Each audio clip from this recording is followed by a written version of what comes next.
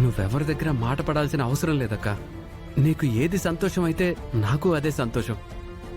పెళ్లి చేసుకొని కొత్త జీవితం ప్రారంభిస్తానంటే అంతకంటే కావాల్సిందేముంటుందక్క? గతాన్ని సమాధి చేసి కొత్త జీవితం కోసం అడుగేస్తానంటున్నావు.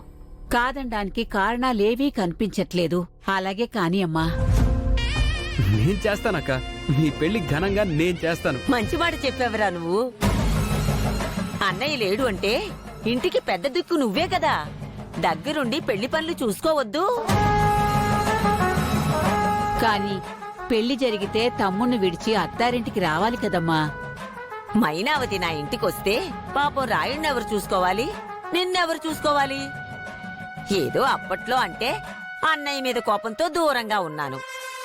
ఇంత జరిగిన తర్వాత కూడా ఇంకా నా కోడల్ని బాధపడిస్తానా? నా అల్లుణ్ణి అక్కకు దూరం చేస్తానా? మైనావతి మా ఇంటికి రావాల్సిన అవసరం లేదు. నేను నా కొడుకు ఇక్కడే ఉండి మైనావతి బాగోగుల్ని, మా అన్నయ్య ఆస్తిపాస్తుల్ని చూసుకుంటాం.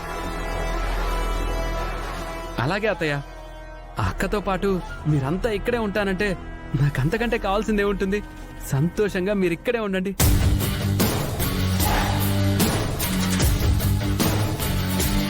అక్క విన్నావా? అత్తయ్య బావగారు కూడా ఇక్కడే ఉంటారంట. నాకు చాలా సంతోషంగా ఉందక్క.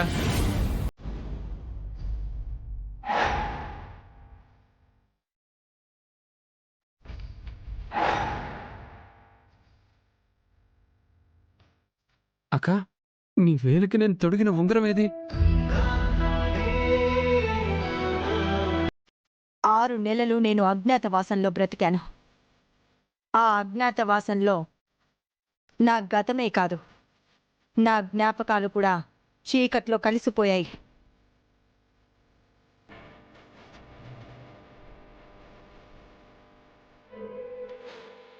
ఎక్కడో పడిపోయి ఉంటుందిలేరా. ఇప్పుడు ఆ ఉంగరం ఎక్కడికి చేరిందో